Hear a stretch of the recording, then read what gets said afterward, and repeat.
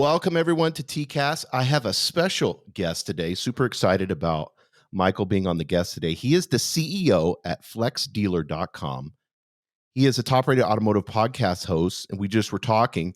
Michael, you've been doing this since 2012, and I have up on the screen here the Dealer Playbook, and I encourage you a lot of leadership stuff. So if you're not, and you can talk to this, Michael, but if you're not, don't think of this as I have to be a dealer, a general manager, a sales manager. This is you have leadership, and you talk about data, and you go into any type of sales. I think would be really, really good for your podcast. Do you kind of try to keep it that way, or are you trying to be more specific with just dealer, or do you get it where everyone can understand it? Yeah, great question. It's very intentional that way because, I mean, cool, you're a car dealer. Great. So you're a business person? Yeah, cool. So now for me, I'm like, there's only three ways to talk about selling a car before it becomes boring.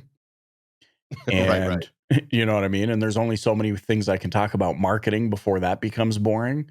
And so we intentionally, early on, probably rounding out our first year, we were like, okay, this can't just be a car sales podcast. We need to bring this industry information from outside that is going to help shape out a much more well-rounded career for them inside of this industry. So yeah, that's why we focus on the whole gamut. Yeah, I love it, and especially here lately, and it's something that I think every industry needs. You've been focusing on the podcast a lot, on your podcast a lot about switching over from your basic brick and mortar sales, boots on the ground to kind of more of this, and especially in the automotive industry, to everything online and digital retail. Can you kind of, I know COVID was the catalyst for this, but, and you're in Canada, right?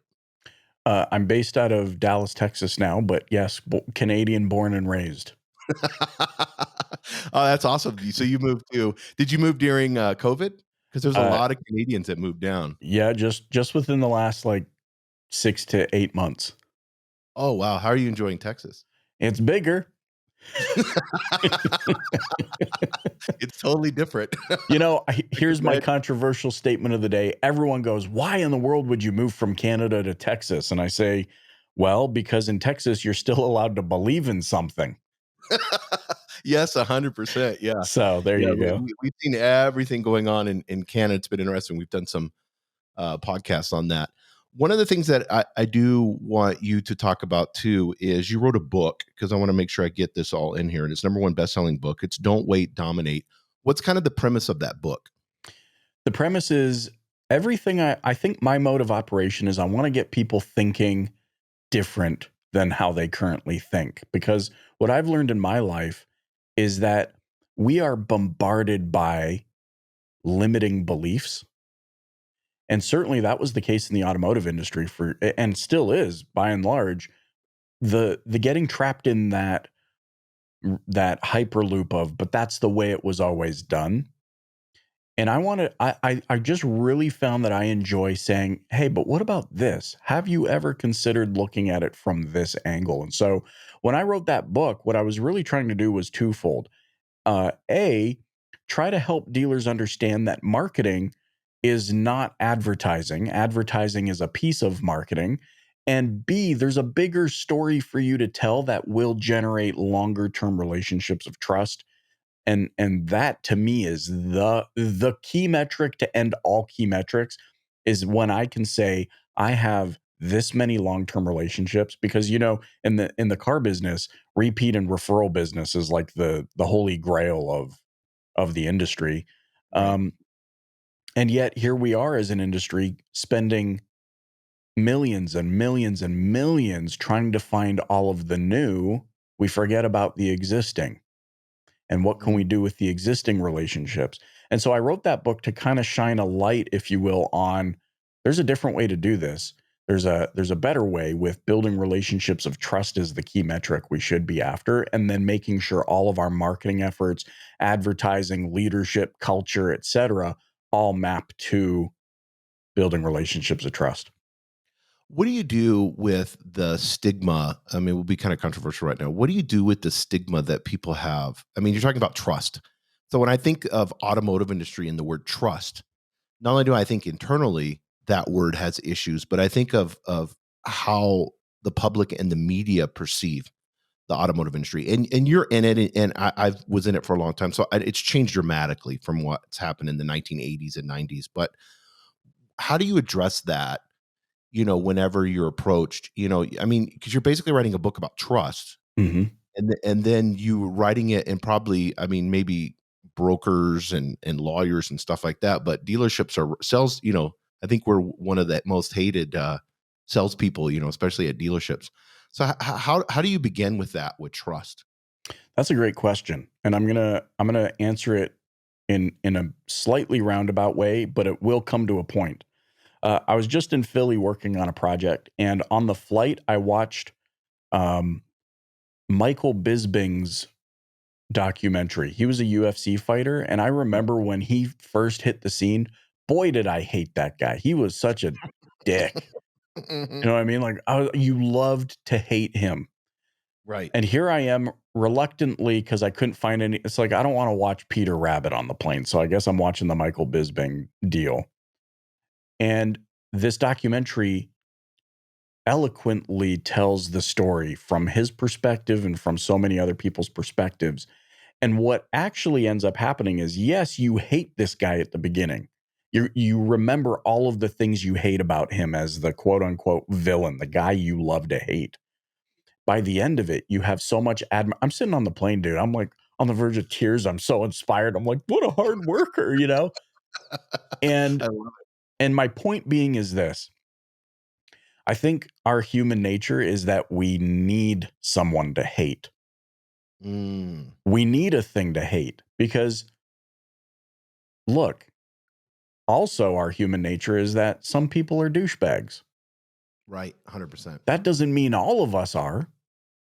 Um, some car dealers are greedy. That doesn't mean all of them are.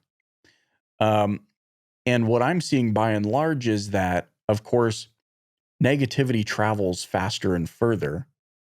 And so that stigma has hung around for so long because the negative review that made its way to Facebook, that traveled through the ether at lightning speed, went further and deeper than the thousands of positive experiences that people have had throughout the industry. And you and I both know there's some great people in the automotive industry. Right. 100%. I also like to kind of shine a light on saying, okay, well, let's turn this back on you for a minute. Where do you work? I work at I'm in healthcare. Know any dicks that work for at your company? Yeah, there's a Right. ton. Right. Ah, okay. So now let's build on some common ground for a minute. You're telling me that there are some bona fide douchebags that work in your industry? Wait, well, like, hold on a minute. You're telling me pharmaceutical isn't greedy? Yes. 100%. Yes. So I where my thought processes go is like, yeah, that's everywhere. I mean, that's the fundamental problem that most people have with organized religion. Crazy church people. Well, some of them, yeah, not all of them.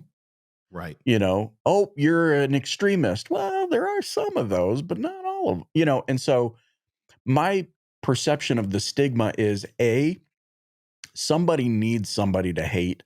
And I mean, look, man, we live in a world where there is somebody, I can guarantee you at this moment in time, willing to go online and leave a bad Google review of the IKEA hot dog that they just ate. Regardless Right. of the fact it was 50 cents, they're just mad it didn't have the mustard they liked or the you know what I mean? Like we're Right. so willing to hate something. And so yeah, it sucks that the car business has you know, held on to that stigma, but I think really it's we need somebody to hate. We need a villain. Um but that should not be a reflection of all of the tremendous people that I've had experiences with throughout the industry. Yeah, and I don't think a lot of people realize logically the profit is not there. I mean, if you could open the books of dealerships, you would, a lot of people, as most of all industries. I mean, the real estate's facing this right now.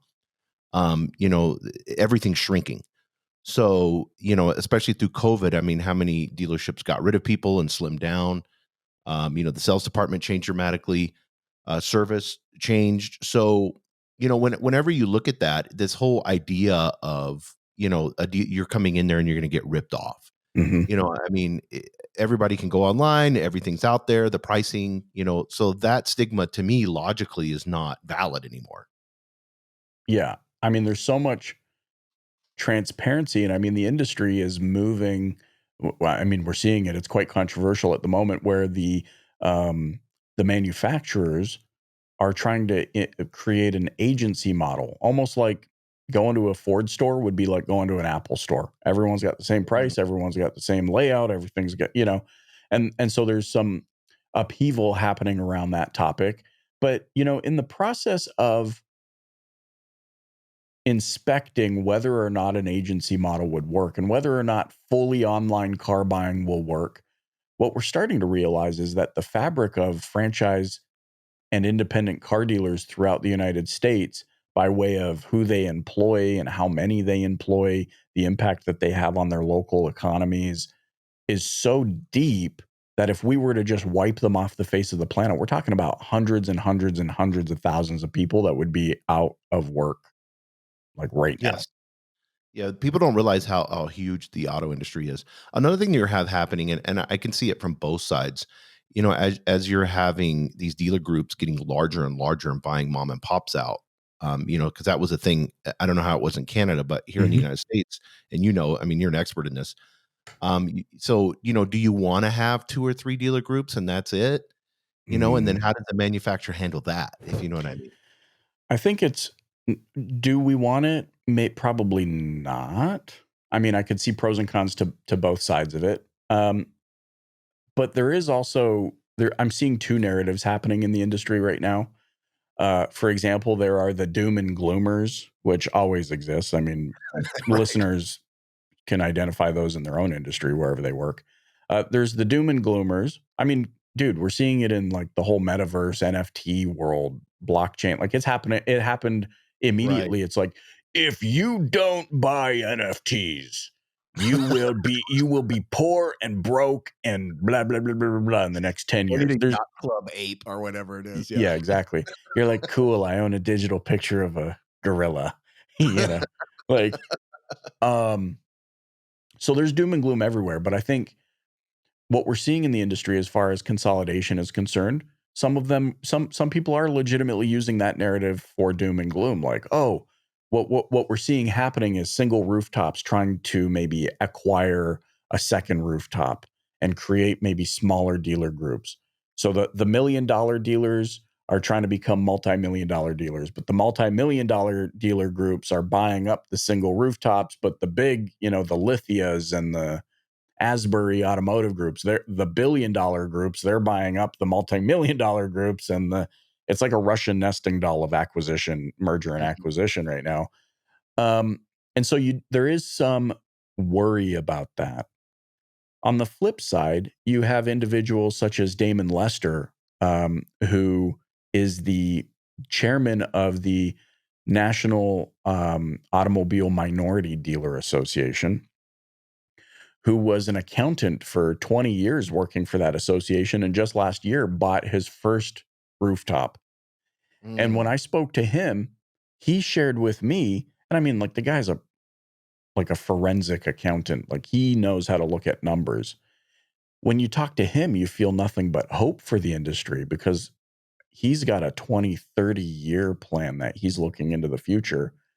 And so, I can see both sides of it, but really I think there's still a lot of opportunity within the automotive industry. And despite what we hear on the news about EVs and agency model and all these sorts of things, I think we're a ways out. I could be wrong, but I think we're a ways out.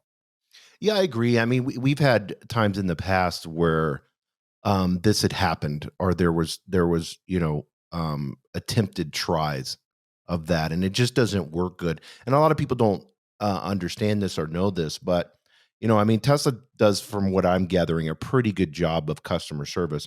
But you want a dealership there to stand in the gap, and especially with warranty work, people Mhm. don't realize that part, that the manufacturer pays the dealership to handle recalls and warranty work and stuff like that. So it benefits the dealer for you to bring your car in there. So I think that's really important that people understand. So you can kind of be that local stopgap, because if you had, like, any big, huge company and you leave it up to them for customer service, I mean, how many times have we been on the phone for 45 minutes just to talk to someone? Right. Like, dude, I've got all the hold music memorized at this point. You know what I mean? Like, Right, right. and that in and of itself is frustrating. I think what we need to do collectively is find some common ground here. And what I mean by that is, hey, anytime we try something new at a micro level, there's a lot of adjustment that is required. There's a lot of failure that happens. And through those motions, we find clarity about what we think will work. We officially or unofficially formulate a thesis of here's how it will work. And I think at a grand scale, much more difficult, but that's where we are right now. We're like, is EV the way?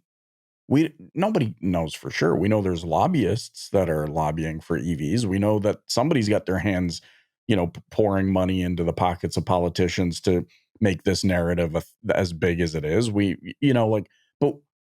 But we don't know the far-reaching impact yet. And at least if we do, nobody's articulated it well enough for us to Mm, see such a major shift.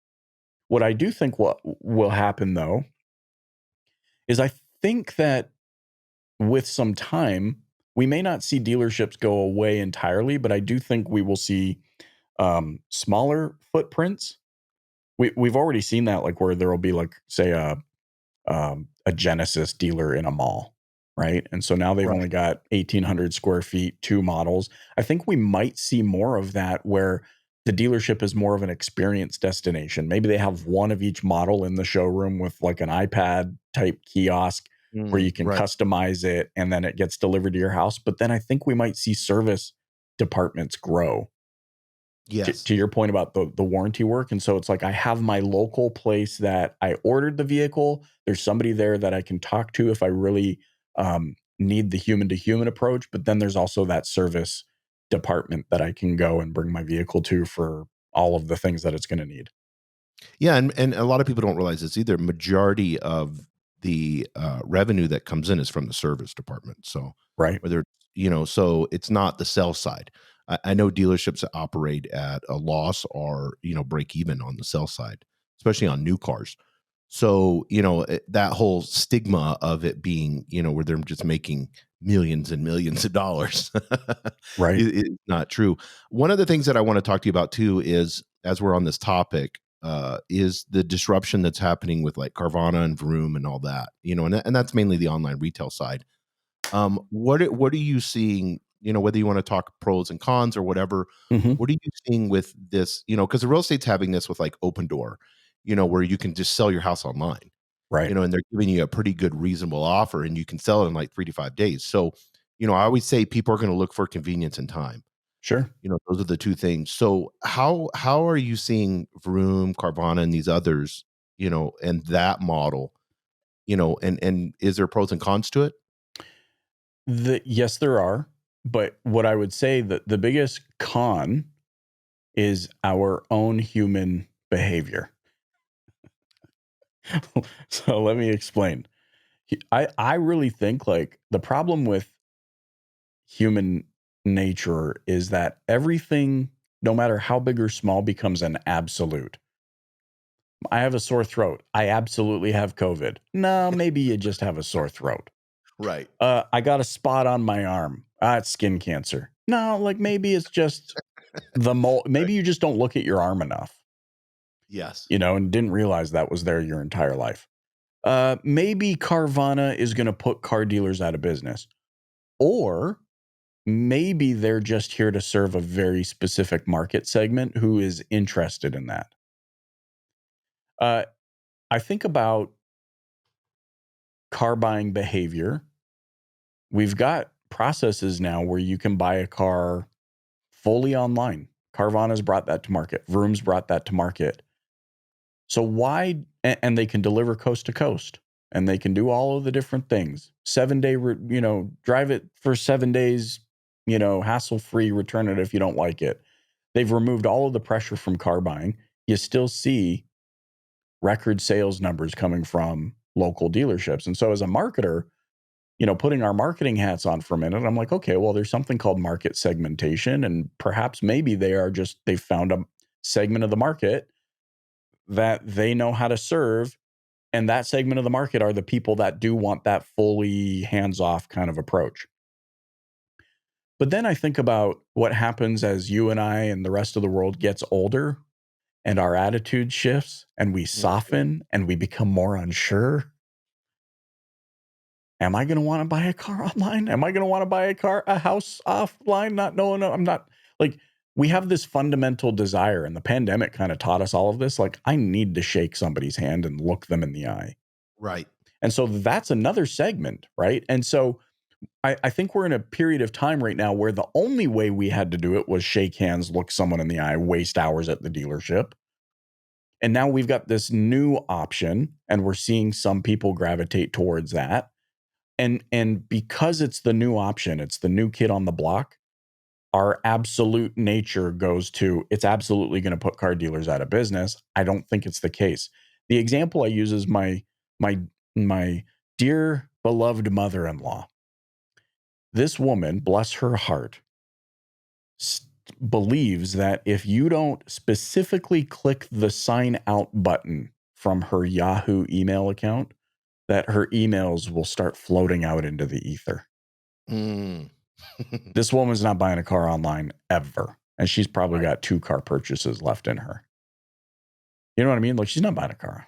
Yeah, it's not happening. She still drives around Las Vegas, dude, paying her bills with checks. You know what I mean?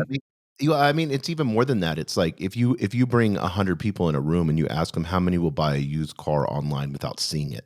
Right. I mean, that right there will give you, I know you probably wouldn't. I wouldn't. I definitely wouldn't, No. So I don't like the hassle of going to a dealership.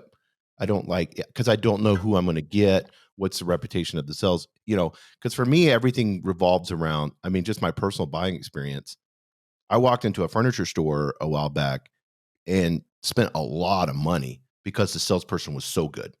Like, right. I'm not as brand loyal as much as I am experience loyal. Right. If that makes sense, and that's me. And there's a certain percentage of that, but I would not trust a company, no matter how great any of these companies are.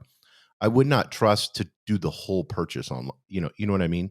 Yep. It just doesn't make sense to me. I look at our car purchase here. So we come to the United States. My wife's an American citizen. Doesn't really have established credit, right? She's a dual citizen, actually. So she moved back to Canada when she was like 19. So she didn't really have any credit before so we're coming back to the United States. Carvana doesn't know how to deal with us. It's ones and zeros on a computer screen. It's code. You either fit into this model or you don't.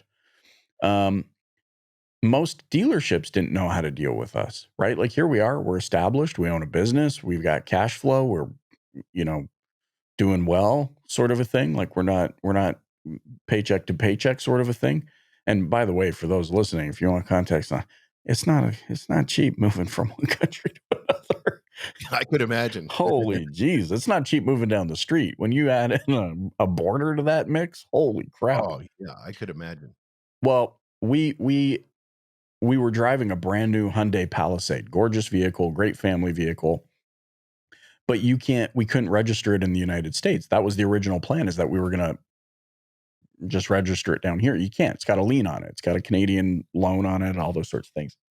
So we had to full on drive that vehicle back to Canada, and now we're vehicleless.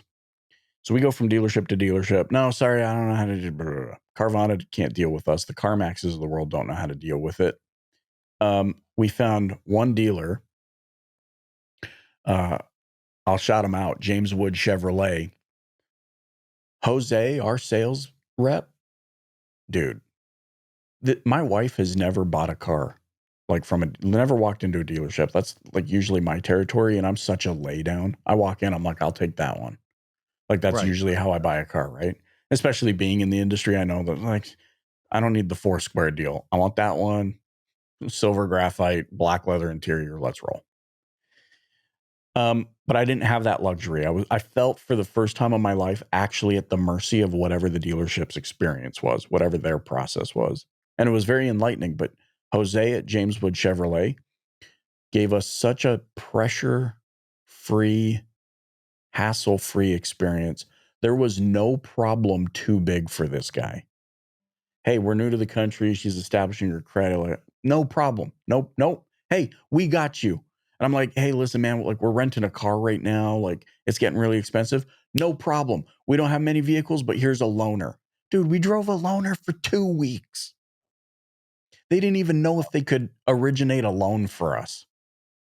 They didn't know anything, but it was all about remove the pressure. Finally, he's like, hey, listen, come on in. Let's talk about this. Sends us home in the truck we haven't qualified for yet. Mm. And we drove that thing for a week. Hey, just text me. Let's check in. Now, this says to me several things. A, there is a culture in that organization that they've empowered their people to give that kind of experience, right? I mean, you worked in dealership. How many dealers, dealer principals, GMs are comfortable enough with their sales reps making an on-the-spot call like that to send a customer who they just met with the keys to the vehicle that they don't own yet with dealer plates and say, hey, take the pressure off. We're going to figure this out for you. Yeah, and that goes back to trust. Goes back to trust. And Jose had no reason to trust us other than he knew how much we made and that we had just bought a house and all this kind of stuff. But that experience was so hassle-free and so full of empathy and desire to BRT, I say build relationships of trust, that my wife has said to me, I will never buy a car from anyone other than Jose again. Mm. And so my point in that whole, diatribe really is that the TLDR of it is dealers, even in a traditional model, have everything they need at their disposal to offer a Carvana, even better than a Carvana experience or a Vroom experience, just by simply removing all of the antiquated friction process that they have and replacing it with good old-fashioned be a good human process. And I think that's the differentiator. Now, blow that out from the dealership world into any industry. That I think is the differentiator between why some companies thrive and why others are just hanging on by a thread constantly. Why do you think this goes to a great question? Why, and this is for all sales organizations, not just the dealership. So I'm not picking on the dealership. Why do you think when it comes to, and I don't know what percentage of dealerships you would know this, where there's just a lack of empathy towards the sales side, especially when it comes to training, when it comes to trust, when it comes to like giving excellent customer service like this, it's spoken, but it's not taught, if that makes sense. And if this is the key, and I believe that's what you're saying, and I believe in this world it is.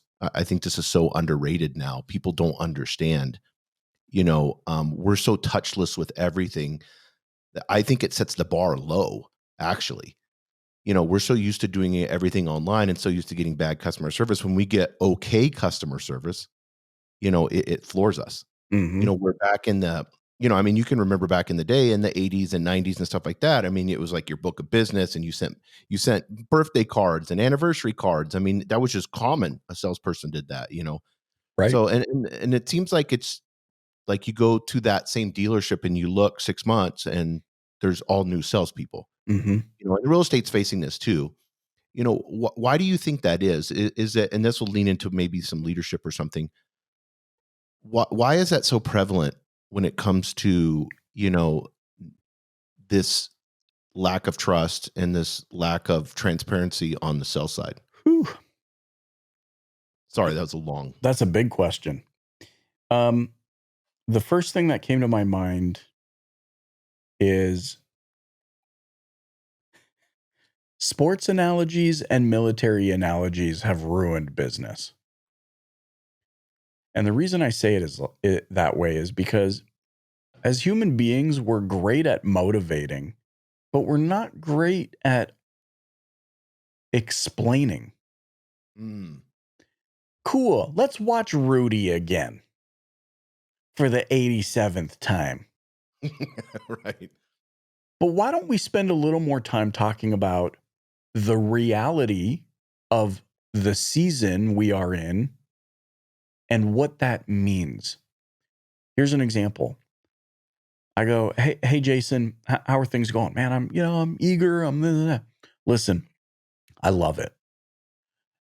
Try and remember how you feel in this moment, because I'm not going to sugarcoat it, man. There's going to be moments that freaking suck.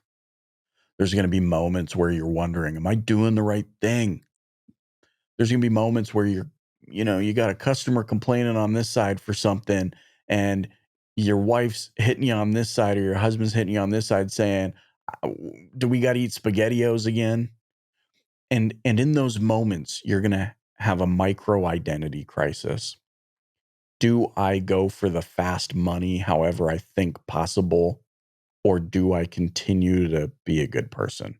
Do I continue to stay the course and focus on the foundational universal truths that I know will compound and build a juggernaut lifestyle and business for me? We don't articulate that. We don't tell people that it's going to suck.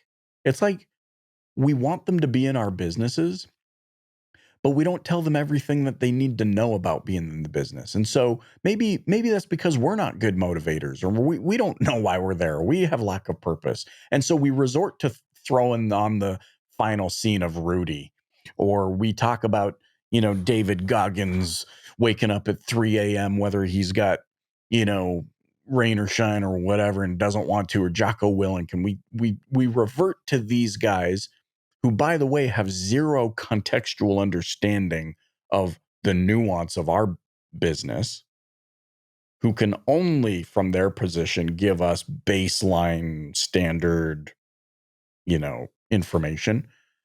We need to be spending more time with our people. That's why the turnover is so high. Hey, listen, we do have this thing called 30-day cycles. Here's why we follow them. But here's what I think is more important for you to focus on. I will not pressure you inside of this 30-day cycle, because I know that customers don't live in a 30-day cycle. That's so true. So I'm not going to pressure you. It's not how many cars did you sell this month.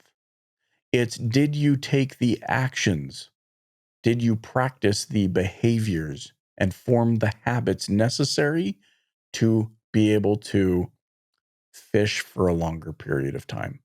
So on one hand, we all love the saying, catch a man a fish and he will eat for a day. Teach a man to fish and he will be full. We love those sayings, but Right. we're idiots, dude. We don't internalize. What are we actually spewing? Are we just spewing something we don't actually understand? How can we love the concept of teach a man to fish and then also hate how long it takes to teach a man to fish? Yeah, and for me, it's like one of the things that I see when you go to like, let's say Nordstrom, for instance, Mhm.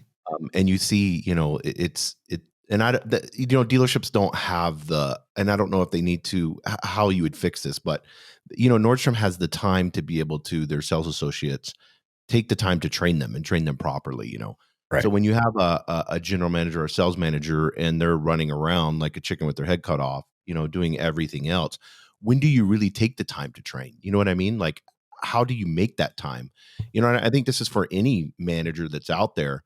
Taking that shift from managing to coaching is so tough, to take the time to have those one-on-ones, to not let that person feel like you're interrupting them.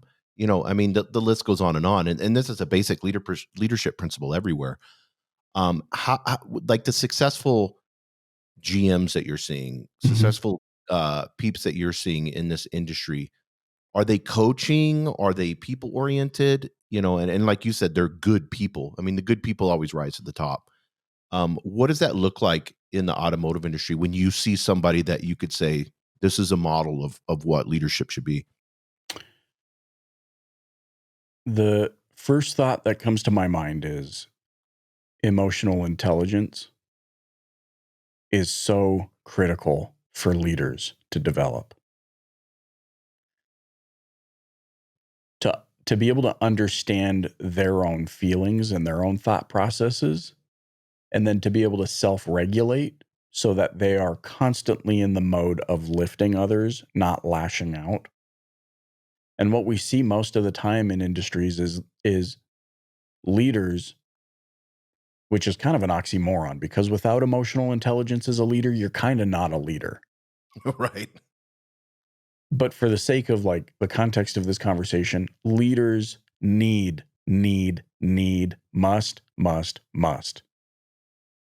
start either learning about emotional intelligence and how to foster a greater level of it in their own lives, or else, to my earlier point, you're not a leader, you're a manager.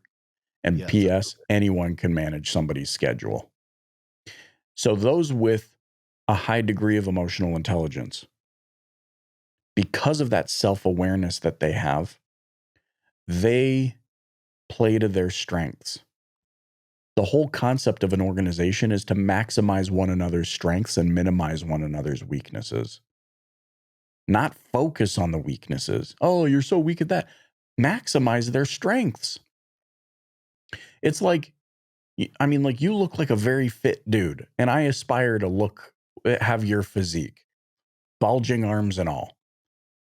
I can be a fat dude who needs to lose weight, but you and I both know in the health industry that weight has kind of become this cliche misnomer of like, you need to lose weight. Well, hold on. Do I need to lose weight or do I need to lose fat?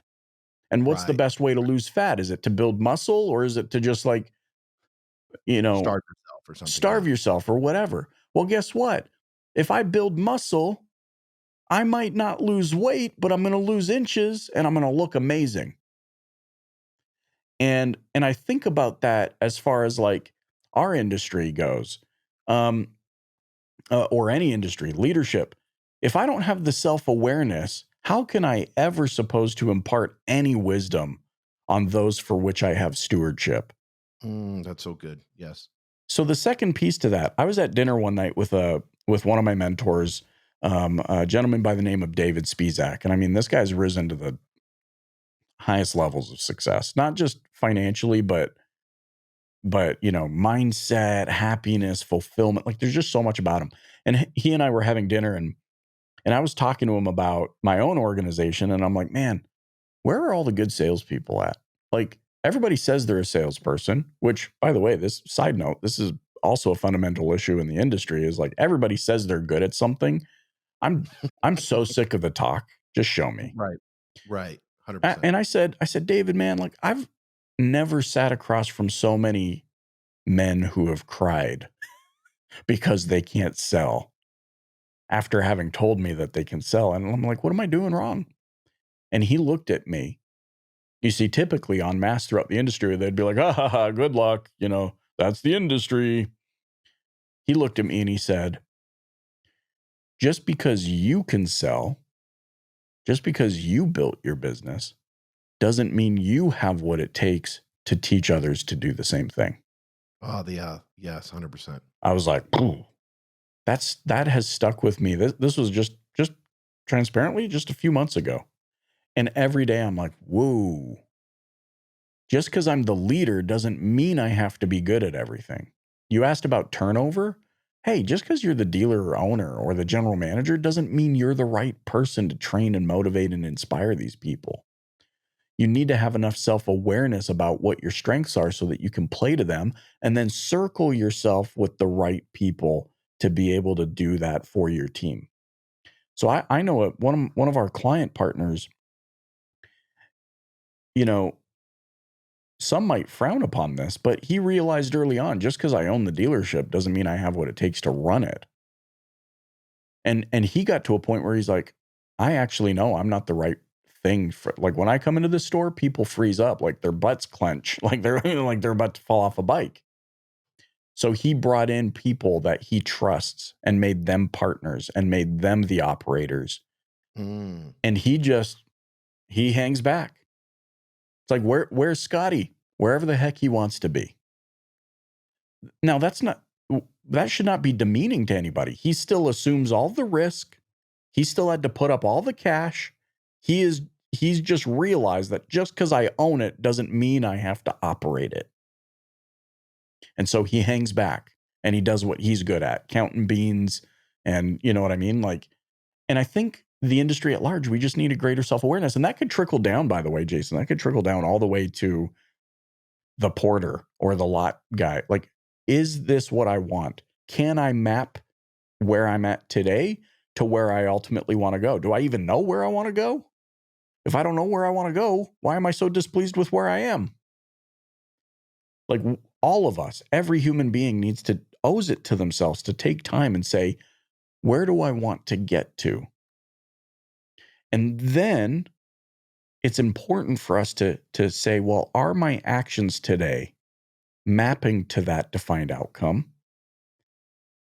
With all of the ups and downs, with all of the failure. Like, you know how many people are out there, dude? Like, you know this. Like, how many people are like, my job freaking sucks. I hate going to work. That's irrelevant if you can map today to tomorrow. Yes. Then all of a sudden it becomes worth it. It's not, now you have purpose, and it's crazy what happens when you have purpose. So that was my long drawn out. No, I love it. Rant. It brings up so many points, and I think it's so, even on our end, on the tech side of things, trying to find a B2B salesperson, and you do B2B with Flex Dealer, it's impossible. Like finding a developer is hard, but for every developer we find, we need to have 1 to 4 salespeople. Right. So it's almost impossible.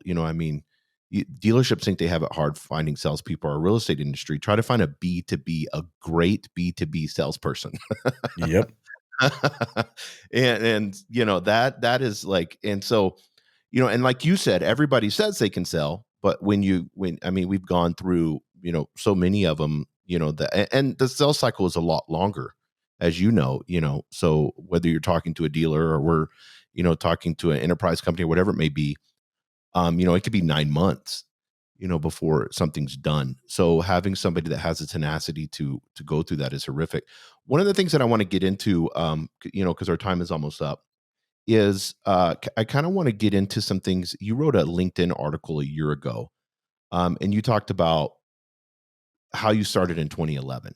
So I kind of want to take the last few minutes, if you don't mind, Sure. Michael, and kind of focus on your beginning, because I like people to understand, maybe somebody's at this beginning phase in their life and they're unsure, they're insecure, they don't know what direction, they don't have the passion that you talked about and the purpose. But from 2011, where you were at to now, you wrote a #1 best-selling book, you've launched, you're considered top rated industry podcast. To me, you have the most interesting automotive industry podcast out of anyone. Oh, shucks. Now I'm blushing.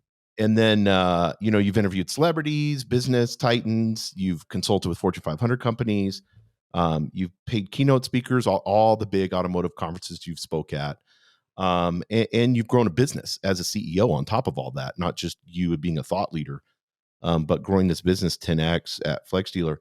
So can you kind of just for a few minutes kind of tell your story from 2011, and then we'll get into maybe a little bit of some of the things that you accomplished? Sure.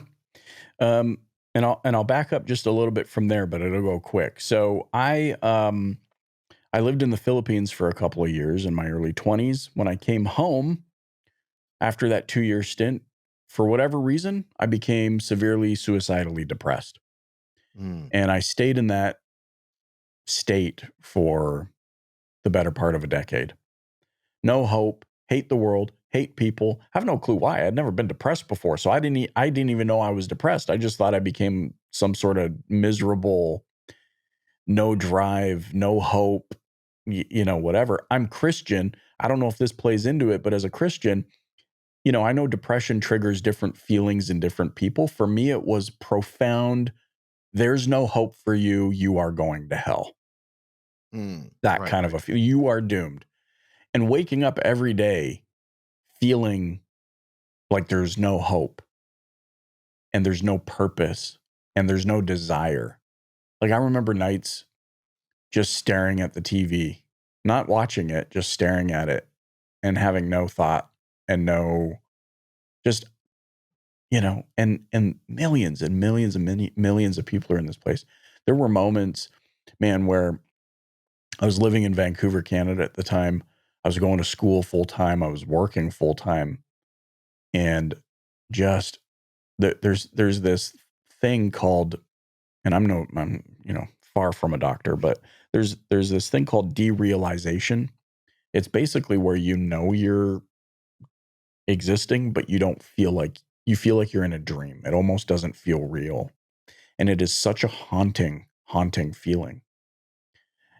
And there were moments where I would get so sick of that I would drive out to West Vancouver. There's a park in West Vancouver overlooking the Pacific. And, people are taking engagement photos right next to me. And I'm sitting on the cliffs, bawling my eyes out, thinking today's the day. Mm.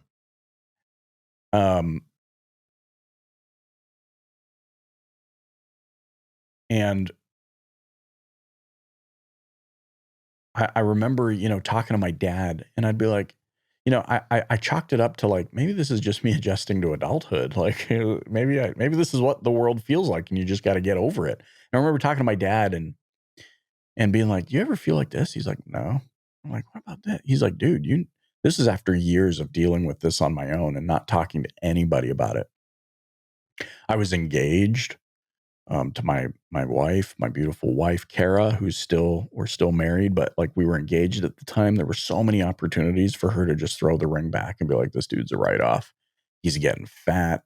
He's balding. He's miserable. He tells me how much he hates everyone. He's rude. He's just like everything, dude. And my dad's like, you need to go see a doctor. And I'm like, yeah, whatever. I just feel like crap. I'll get over it. No, son, you need to go see a doctor. So I book an appointment with my doctor, and they have some sort of like an assessment that they do.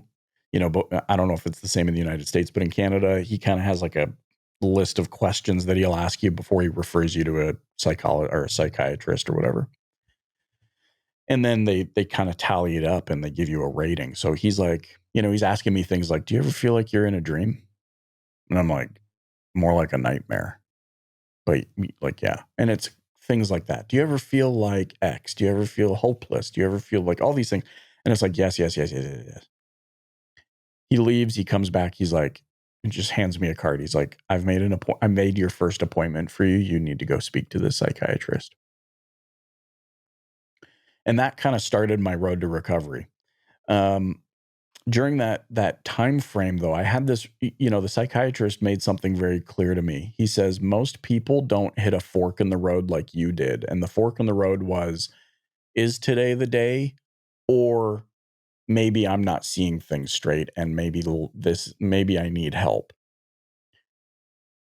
It's usually like they know they're not going to commit suicide or they do, kind of a thing. And he's like, you're rare. Because you were having both of these thoughts, like, no. Like you were reasoning with yourself almost in a very unordinary way. And so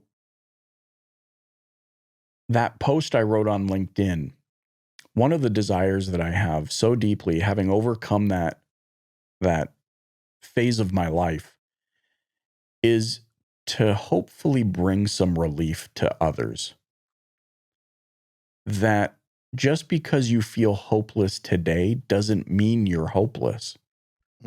Just because it's tough today, just because your business lost a client today, just because your podcast didn't get 1 million downloads today, just because you didn't get that speaking gig, just because you didn't make that sale, that doesn't mean you're finished. And so coming out of that experience, overcoming depression, unlearning things that I thought were true, overcoming limiting beliefs, pushing myself out of my comfort zone. All of that created a framework for me by which my desire it's not automotive industry. I don't produce the podcast because I'm in the auto industry and I want to grow my business. I produce that podcast because I put a tremendous value on relief and helping people take the pressure off so that they can perform at their highest potential. If there's one thing that I know, and I know without a doubt, that regardless of how you feel in this moment, you are great. You are powerful. How do I know that? Well, I'm a bit of a space nerd, Jason. I love looking at pictures of space and thinking about space. And I don't know if you've seen this, but they just released just a few weeks ago the first images from the new James Webb Space Telescope. And these pictures blow my mind. Now, of course, James Webb is supposed to replace Hubble. It can see through things. It can measure different light, the infrared. Wow. It can see further, all these sorts of things. It releases this image, a square, square image with so many galaxies, they can't count them all. That's crazy. That's not the mind-blowing part for me yet. The mind-blowing part is then each one of those galaxies has billions of stars just like our sun and trillions of planets. And that's not even the mind-blowing part for me. The mind-blowing part is the area of sky that they took that image of is the equivalent of holding up a grain of sand at arm's length. That is the window by which they took that photo. Wow, that's crazy. What about the rest of the sky? You're telling me there's worlds without number in that thing. Now, why am I bringing you this? And follow me here. I'm going to map it to why we are great. Well, astrophysicists have taught us, like Neil deGrasse Tyson, we'll use him as our astrophysicist. He has taught us that everything in the observable universe is carbon-based, including you and I. And what we know about the universe is that it continues to expand. They can measure that it's expanding. We can see star nurseries, they call them, where new stars like our sun are being born. And we know the purpose for each of those is to then, at some point, bring light and life to something. And so my plea for everyone, automotive, pharmaceutical, Bitcoin, whatever industry you're in, crypto, data mining, I don't care, is to understand that we, as carbon-based life forms in a carbon-based universe, are designed to do what the universe does: expand, not contract. So good. Yes. And so that's why I share posts like that. I want people to know I'm nothing. Like, dude, who am I? I'm some random dude on LinkedIn.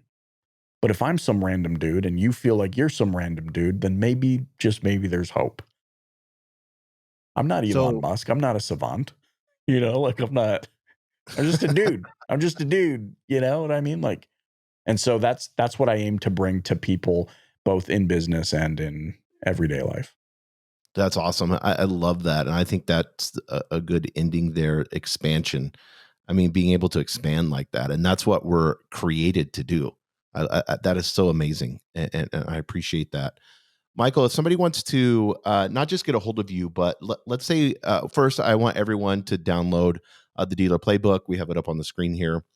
This is your podcast. So I encourage everyone to subscribe to that.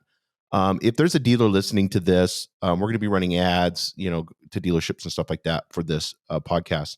What's the best way for them to get a hold of you through Flex Dealer if they wanted to learn more information on that? Yeah, if they want to learn more about Flex Dealer, they can head over to flexdealer.com. And of course, I'd love for them to connect with me on LinkedIn at Michael Cirillo, or, call me 940-279-6201. I love that. We'll put that up on the screen. Also, is your book on Amazon? It's on Amazon, yeah. Oh, okay, cool. And other places, I would imagine. Maybe is it on your website? I'm pretty sure. I'd have to look under media. I know you have YouTube. You also have I saw you had some free resources at Flex Dealer too. Mm-hmm. Yep. We are constantly publishing new guides and checklists and things. We really want to, as part of that whole find relief, we love life hacks. Not like we're TikToker life hacks, but we love, like, hey, what's the thing you could do over your morning cup of coffee? Boom. Like, here you go. Let's get some action going. And so we love bringing hope through quick action. That's awesome. And creating expansion. Mhm. I love that. That was the thing I got out of this podcast. So I'm glad that you spoke that.